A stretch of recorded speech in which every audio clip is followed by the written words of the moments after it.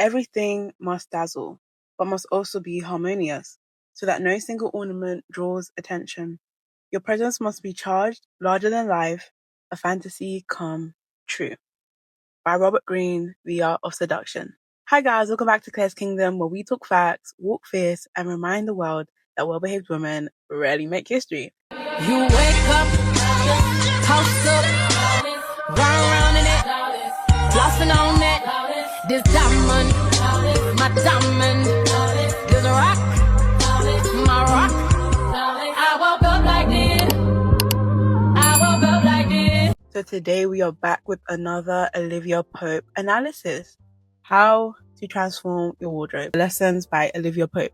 So of course a lot of these tips and tricks are from my own observations, my own advice, fashion preferences and tips and tricks. But of course Olivia Pope is our muse and our inspo for this video. So yeah, if you are someone who wants to upgrade your wardrobe, if you want to know how to build a capsule wardrobe, which I may just do a separate video on that, you're at the right place. So how to transform your wardrobe. If there's one fictional woman whose wardrobe I will forever admire, is the OG Olivia Pope. And I always talk about this woman on my channel, so make sure you go watch my other videos about Olivia Pope. But when Olivia Pope walks into a room, it's not just the clothes that she's wearing. But when Olivia Pope walked in a room, the clothes weren't wearing her. She was wearing her clothes. And that's something that I've always heard, even like growing up, to not let your clothes wear you, but you wear your clothes. And everything Olivia Pope did looked intentional, careful, laid out, tailored, elegant, strategic. And she never looked like she was trying too hard. And that's exactly why she stood out. Instead of the clothes trying to, tell a story or sell her, it was just embodied. It was an extension of who she was already. So when you saw Olivia Pope, you didn't think, oh, she was out of place or she was trying too hard to fit into a crowd. No, her clothing was simply an extension of her internal world and her values and her standards. So if you're trying to transform your wardrobe, but you're on a budget, or maybe it may be too strenuous to, or you don't know where to start, or you just simply want to look more polished, more put together, give more, grown woman energy, here are some of the biggest lessons I've learned from studying Olivia Pope's style, and just overall things I've learned from, powerful, beautiful, smart women that I've admired over the years. So in my video where I talked about how dressing up is a social strategy, someone commented how they couldn't afford certain clothing, or they just didn't have or they wish they had the money to afford their dress sense. And that's where the first lesson comes in, where I said to start with what you already have. Start by shopping your own wardrobe. If you know you can't, go out and go buy a whole bunch of new things right now, the biggest tip I would give you is to start with what you already have. And you may be thinking, but the clothes I have don't reflect me. The clothes I have may be boring, too big, too small. But you need to actually look through your closet and ask yourself, what can I tailor? What can I adjust? What can I style differently? And what have I been neglecting? Because that's one of the biggest lessons I've been learning, not just with fashion, but overall. Sometimes the things you want or need are literally right in front of you. You just have to have the vision, have the initiative, the resourcefulness to actually make something out of what you already have.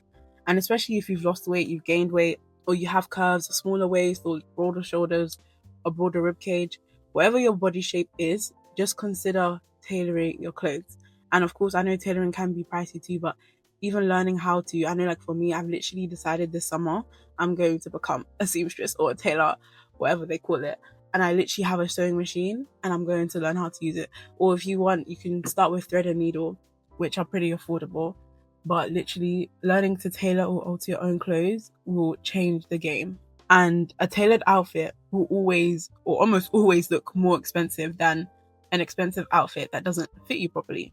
So yeah, wear your clothes. Don't let your clothes wear you. And Olivia Pope embodied this perfectly. And everything looked like it was made specifically for her. Literally, all the right places. So next, I'll say invest in basics before trends or crazy patterns or colors. Start with basics. Start with neutral colors. Think of, especially if you're building your wardrobe from scratch, don't start with statement pieces, even though it's very tempting. It's very important to invest in like the bases, the trousers, the vest, the tank tops, and start with a steady foundation. So like I said, blazers, tank tops, trousers, simple skirts, timeless dresses, and even like neutral knitwear pieces for like winter or for winter or colder seasons. And Also try to choose pieces that you'll still be able to wear even if your weight fluctuated slightly. So we want to invest in sustainable clothing, not just trendy things or clothing that will easily, reduce in quality very quickly. And this is why capsule wardrobes exist, for this very reason. Because the more versatile your clothing is, the easier it becomes to mix and match. And the easier it becomes to mix and match outfits without constantly buying something new. So let's say you buy a whole bunch of grey, black, red creams.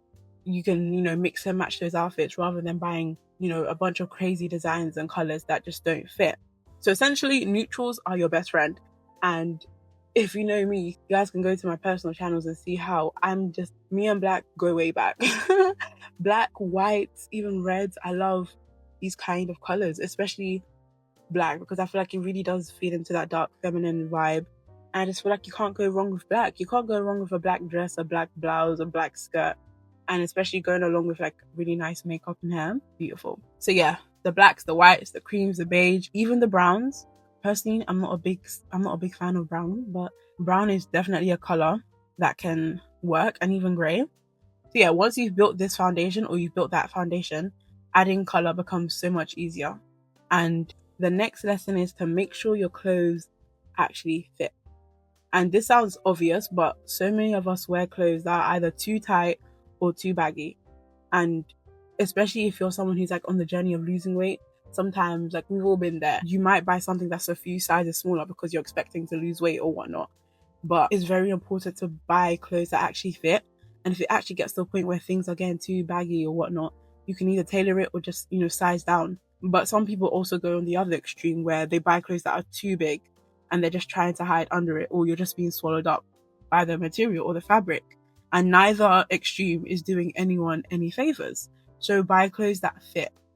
And here's another tip, if you don't like how something sits on you, invest in shapewear, invest in, undergarments that help you to smooth out your figure or make sure everything is structured. And even if you have a good shapewear will make it even better, especially like smoothing out lines and just giving that more structured look. And if you actually look back, especially, in old Hollywood, the 90s, a lot of women it was actually a norm to wear things like shapewear and things of that nature. Even to the most slimmest person, to the most plus size woman, like everybody was wearing shapewear because it was just the key ingredient. It was just such an underrated way to make yourself look more structured and more put together.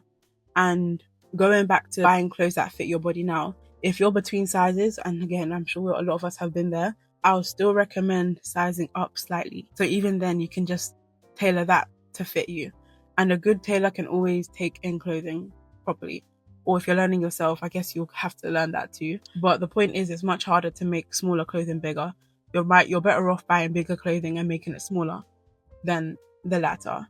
But yeah, I digress. I'll say my next lesson from Olivia Pope is that she paid attention to detail. So pay attention to details. Literally the slightest gap in your waist, the slightest gap in the blouse can be the difference between a polished look and just looking basic, just looking average. So pay attention to the details. Do your trousers sit properly? Does your dress hug the right places? Are your tops slightly riding up? Are your dresses gaping at the back? I've had so many of those issues, especially with the way my proportions are. It doesn't really fit like mainstream fashion. So a lot of the time things may be gaping from the back or even the front or the side. So just make sure you investigate that. And if the answer is yes to these issues, the problem isn't you, it's the fit, it's the cut. Like I said, a lot of mainstream clothing lines or like fast fashion, things like that, are made for specific body shapes or more universal body shapes. So if especially you have a unique body shape, that's something you're going to have to navigate. The next lesson is quality over quantity. One thing Olivia Pope's wardrobe taught me is that quality speaks. Your clothes don't have to be designer, they just have to look intentional. And because of that, I'll also say to avoid see-through or overly see-through clothing. So, or clothing that's so thin that you can literally see everything underneath, including your undergarments. We do not want that. Invest in better fabrics. And of course, if you're still on the budget side of things, or you're not able to do that, like I said, starting with what you have. And I found this hack where if you have something that's see-through, for example, let's say you have like a see-through dress, right? A nice black dress or white dress and a see-through. You can buy a shapewear that basically makes it more solid, so it's not as see-through or it's not see-through at all. So invest in invisible undergarments, and yeah, thank me later for that, because you won't be able to see the outline and things will still look great, still look structured. It's definitely invisible underwear, invisible bras, things of that nature. They're things that you don't really realize have a big impact until you start wearing them and you see a big difference. When I tell you guys, these small details matter, like they make the biggest difference. And it's not about anyone having to see it, and it's not about trying to prove something. It's literally just making these tiny shifts can transform your whole wardrobe. And again, if you can't afford a wardrobe makeover right now, just focus on the little things. Like get yourself a lint roller, a fabric shaver, and like, get old things off the clothes. Make sure there's no fluff or mess or dust mites, whatever can be collected on the dress or your clothes. Get a lint roller, roll that off. Shave your coats that may have, those like fabric bubbles. Invest in a steamer, an iron, and always iron your clothes, guys. When I tell you, especially growing up, sometimes you felt like you could get away with not ironing your clothes. But when I tell you the difference it makes, how put together you look, how it looks like you just walked out of a show, like a legal series or some sort of policy meeting, like invest in that. And also fashion tape, that's definitely something I've been researching and really want to invest into. Fashion tape, especially for clothes that ride up, I would definitely recommend that. And these are very inexpensive most of these are very inexpensive investments. You can probably get at a pound shop or even like on Amazon or something. These can definitely change how your clothes look. I literally once paid someone to literally just get a shaver. The fabric shaver, I literally paid someone to just shave all my coats. And when I tell you guys, the difference was mad. Like I didn't even realize how having those like extra like fabric bubbles on the coat would decrease the quality. Like, so just, if you don't want to do it yourself, even get someone, a sibling, a friend, a partner to just help you take that off. It will take you a long way. Sometimes it's literally just the tiny adjustments that make an outfit look custom made. And that is much more experienced looking than all these logos or wrinkly clothing or battered up clothing just because it has a designer logo on it. And lastly, never underestimate the power of accessories. And I love accessories, especially like gold accents. And I genuinely believe that they complete an outfit or bring your outfit together. And this applies to athleisure wear, to casual wear, glammed up outfits, or even your everyday, your office outfits, whatever the case is. Always put that pair of earrings on, that watch on. Literally, accessories make everything feel intentional. Think gold jewelry, pearl earrings, a watch, rings, bracelets, a simple necklace. You don't need to wear everything all at once, of course, because you don't want it to look too cluttered or too overzealous, but just enough to make the outfit feel complete. And one of my favorite ideas from The Art of Seduction by Robert Greene, similar to like the first quote I read at the start of this video, is his description of the siren woman or the siren. He explains how a truly captivating woman doesn't have one feature or one accessory or one thing about her look that is screaming for attention, but instead everything works together, everything is coherent, everything is working in harmony. So like nothing is competing and everything just fits and flows to create this big, larger than life image. And this is exactly how I think about style. And you shouldn't only notice your shoes or only your earrings or only your handbag. You need everything to flow together to paint a picture. And that's exactly what gives you that effortless Hollywood glam, that Olivia Pope, lawyer, political strategic, or just, main character energy.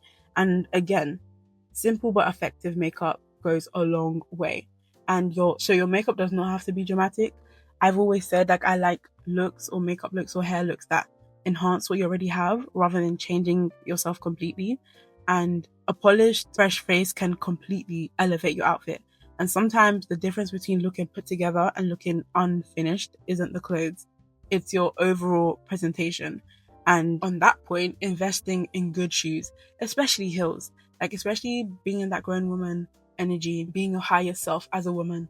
Like I've said, like, let's make womanhood great again. Like, you can be the boss woman, you can be the leader, you can be the manager and still do it in heels. Like, you can do all of that in heels and start small, because I started with smaller heels.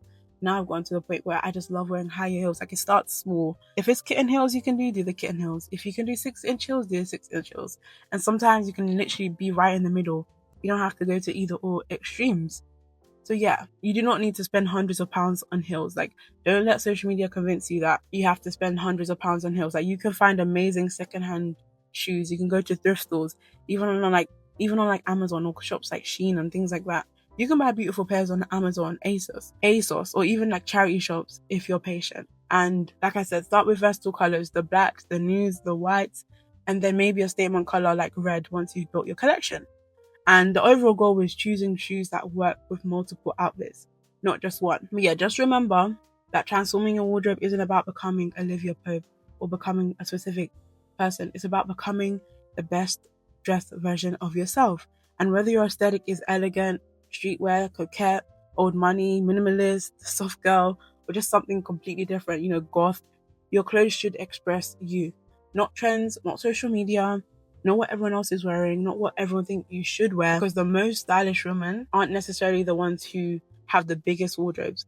They're the ones who know themselves and let every outfit they wear reflect exactly who they are. And that's the real lesson Olivia Pope teaches us, that style isn't just about having more, it's about being intentional. But yeah, this was one of my favorite videos. I just love everything fashion, everything like image, style, consultancy, all of that is just my avenue. Yeah, I hope you guys made it this far into the video. Comment down below a high heel emoji if you did, and let me know if you will be applying any of these tips and tricks. And yeah, good luck on transforming your wardrobe, and yeah, I'll see you guys in the next one. Bye. I woke up like this, we flawless. Ladies, tell them I woke up like this. I woke up like this, we flawless. Ladies,